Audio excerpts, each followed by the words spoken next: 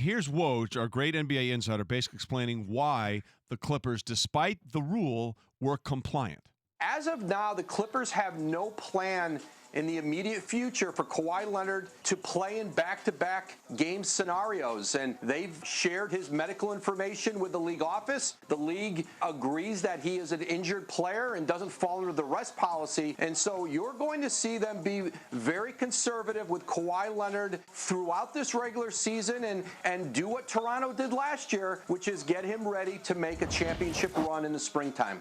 And Jason, driving in this morning, you made the point brilliantly. This is a great conversation to have on November 7th because the game happened last night.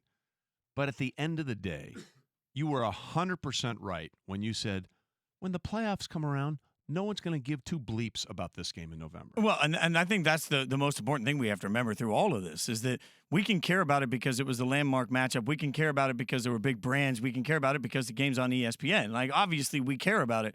But at the end of the day, it doesn't matter to what he's really there to do. And I heard Ian Fitzsimmons last night say Kawhi was paid $100 million to play these games. No, he wasn't. He was paid $100 million to win a championship for the Clippers. Yep. And that is all that the Clippers organization is worried about. That's all they should be worried about. And if it means he misses a bunch of these games, are Clippers fans going to care if they're actually relevant in the Western Conference Finals and the NBA Finals? No. I mean, that's what it's about. My thought had always been, when we talk about baseball at the end of the year, whoever you put in, football, if you rest guys at the end of the year before the playoffs, every team, every organization has to do what they feel is right.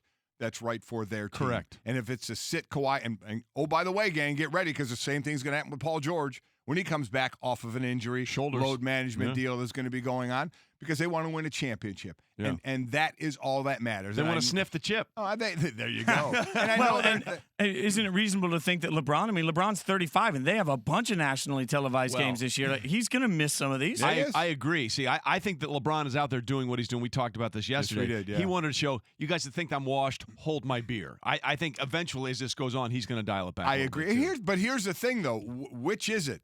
To say something right now that's gonna make Trey want to go another direction. Are they trying to have their cake and eat it too? It's eat their cake and have it too.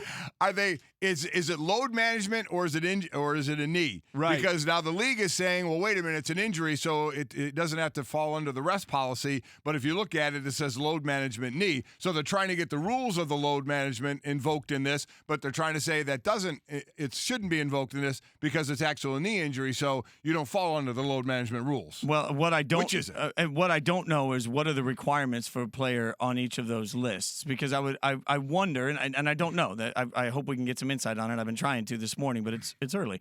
What I don't know is people aren't returning your calls. Yeah, 4:43. it's amazing. But load management, what does that require from them? What do they have to do during the day versus what some level of a knee injury? I mean, Is this one of those wink nods? Yeah, it's a knee, and if that's the case, frankly, it would have been easier on the NBA to just list it as if everybody would have just said it's a knee issue, he's out, we're not going to address the load management situation. So I feel like there must be some reason they listed it on the injury report. I just don't know what that is. Yeah, I think going for whatever the rules of the load management are. Again, there was a nationally televised game last night on ESPN. Tonight in LA, they play Portland. It's on TNT. He's playing tonight. He did this last week where they chose the non-nationally televised game to sit out and play in the televised game one. So at the end of all of this, and I know they're trying to patrol it, and I know, as Doris Burke said yesterday, until it starts costing the league money, probably not is going to be a lot is going to be done about it, and I agree with it. I think teams need to do what they think they need to do to have their teams and players ready for whatever run they want to make. And here's Doc Rivers basically saying, look, he's in an impossible situation because not only is he the head coach of the Clippers,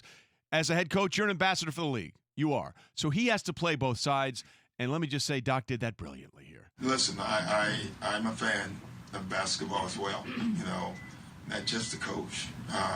And so I feel for that. I understand that. We obviously have to do what's right by our players. We have to. It's our duty. And for a fan, it's really a tough one. And there's no answer. There's no correct answer that I'm going to give you that will satisfy that person that you're talking about. Look, he played it the best way he could. But again, the issue I think a lot of us have, if it's load management, say load management. If it's a knee, say knee. You're 100% right.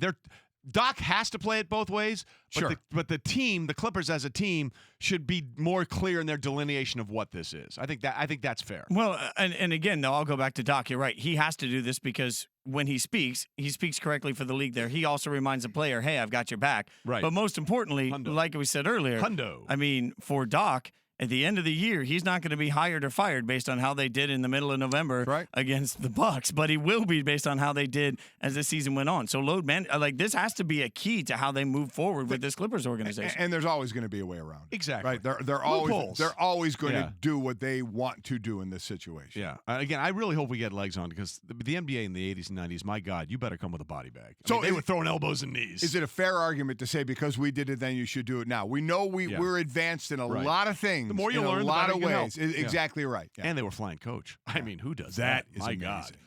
God. Thanks for watching ESPN on YouTube. For highlights and analysis, check out the ESPN app. And for live streaming and premium content, check out ESPN Plus.